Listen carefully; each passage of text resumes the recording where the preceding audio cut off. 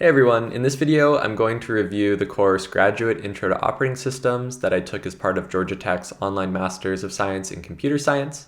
For reference, I took this course back in the fall 2022 semester. So as a little bit of context for this class, it was definitely the most challenging course for me of any in the program.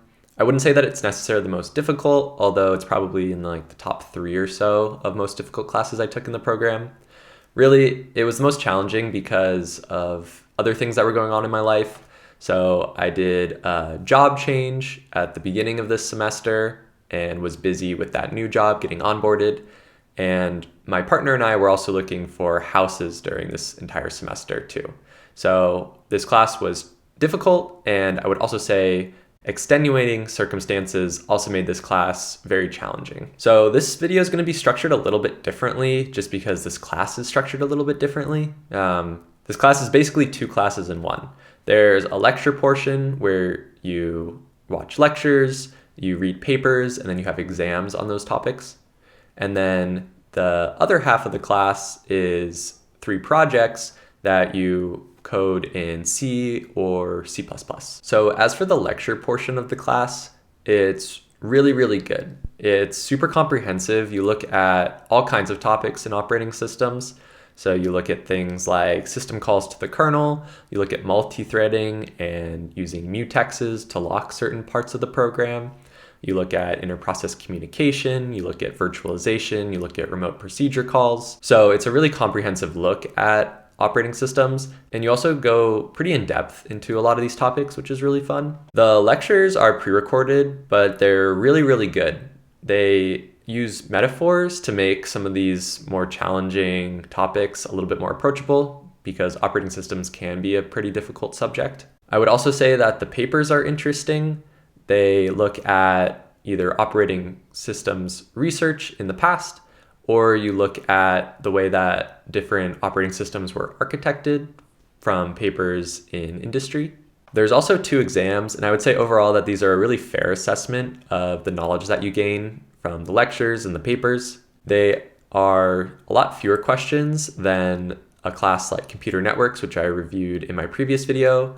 In that video, I said that that class was really trivia heavy, whereas this class has a lot fewer questions, but they require calculation, and I think just overall a much deeper understanding of the material to do well. So I like that a lot. The second half of the course is 3 projects. They're numbered projects 1, 3, and 4.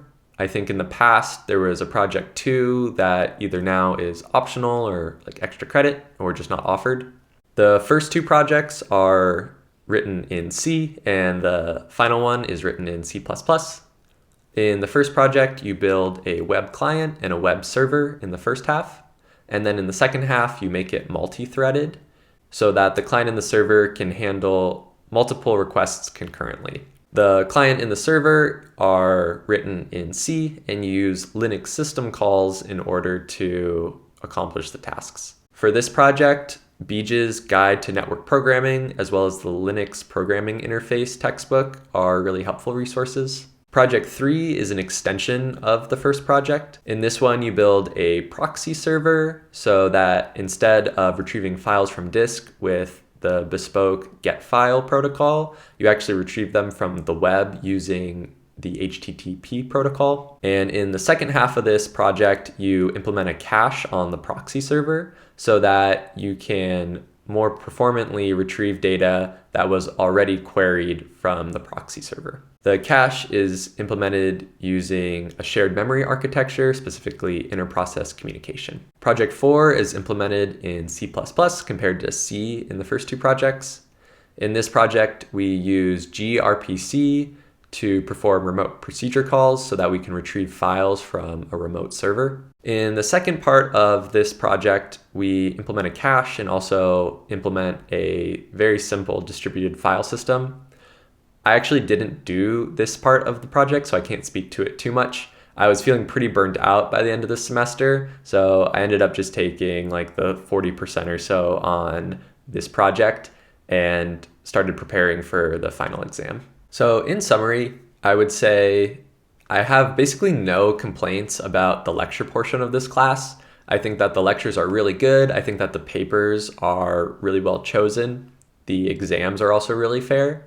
And overall, I think it just gives a really, really good introduction and a really comprehensive introduction into operating systems, especially for someone like me who had never taken an operating systems class before and came from a non-computer science undergrad.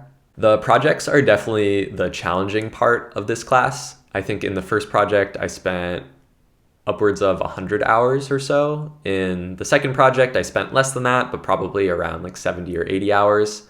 And like I mentioned, I didn't do the second half of the last project, but I still probably spent around like 20 or 30 hours. While these projects are challenging, I think that they do make you a much better programmer. At the very least, it makes you appreciate all of the things you get from high-level programming languages when you're stuck debugging C code. And speaking of debugging C code, that's definitely the biggest time sink in this class. I had prepared for this class by reading the first half of the K&R C programming textbook. And while I think that that was an okay way to prepare, if I were to do it again, I would probably just try to get some more hands-on experience actually programming in C. And since most of the class is spent debugging your C code in the projects, I would say that getting familiar with debugging tools like Valgrind or address sanitizer, as well as some sort of debugger, whether it's a command line debugger like GDB or a debugger in an IDE like VS Code with the C, C++ extension or CLion, is probably the best investment of your time, because when you're taking the class, the biggest time sink is that debugging. My other piece of advice for the projects is don't try too hard to get those last few percents on the projects. I spent a ton of time on the first two projects trying to get those last few points, and there was definitely diminishing returns. So I think I would have been way less burnt out at the end of the course if I hadn't spent all that time trying to get those last few points on the first two projects. My one complaint about the project section of the class is that there's a lot of hidden test cases. So a lot of these test cases are also kind of edge cases as well. It's hard to plan for these when you're writing your program, and you can spend a lot of time trying to get those last few test cases. The TAs are also really active in this course, which is great, but most of the discussion takes place on Slack, which I think is just not the best medium for helping out students on projects like this. I spent hours just sifting through Slack trying to find messages from TAs responding to students who had similar problems to myself. And I think if we had used a more traditional forum like EdDiscussion, this would have been a lot easier to do. But overall, I think that these projects are really well formulated and they definitely make you a better programmer. So like my previous two videos, I'll give some recommendations here at the end. I would definitely recommend this class to pretty much anyone. Unless you took a really similar operating systems course in undergrad, I think that anyone could benefit from this class. I think for someone like me who came from a non-traditional computer science background, I feel like a way stronger programmer now. I definitely understand things at a lower level than I did when I was just programming in higher level programming languages, which is awesome, and it definitely helps me in my job. Unless you're working at a lower level of abstraction like computer architecture, pretty much anything that you work on is going to be running on an operating system, whether that's a machine learning model or some higher level systems programming like distributed systems. So this class can definitely benefit anyone who takes it.